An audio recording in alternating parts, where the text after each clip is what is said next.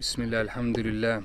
Знаете, каждый день Аллах дарит мне, я считаю, что самый лучший подарок, который вообще может быть у человека, потому что каждый Божий день Аллах напоминает мне о смерти. Это довольно странное ощущение, и оно не покидает меня, и я все время живу, по сути, днем своей смерти, и каждый день я себе говорю что-то из серии «Тебе уже 37, у тебя осталось совсем мало времени, у тебя скоро вся эта жизнь закончится, и тебе, по сути, нужно запасаться какими-то делами, и что на днях, по сути, я реально умру, и мне нельзя обманываться временем, потому что время реально летит как стрела, и мой срок, он подошел к концу практически.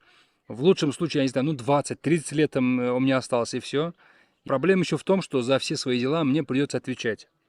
И вы знаете, вот это вот ощущение смерти, оно, я считаю, что самое лучшее чувство, которое может быть. Это чувство, которое я не променял бы ни на что вот в этом мире, ни на какие деньги, вот просто ни на что. Потому что это, по сути, для меня лично, это мой спасительный круг. Вот просто представьте себе, да? Аллах каждый день внушает вам: ты на днях предстанешь передо мной, и тебе придется за все держать ответ. Что для мусульманина может быть более отрезвляющим, чем это чувство? Каждый Божий день, каждый час, каждую минуту ты спрашиваешь у своей души отчет. И некоторые скажут, что это похоже на паранойю, но клянусь Господом миров, дорогие мои, это на самом деле величайшая из милости Господа Бога. Это на самом деле и есть идеальная жизнь, когда ты все время начеку.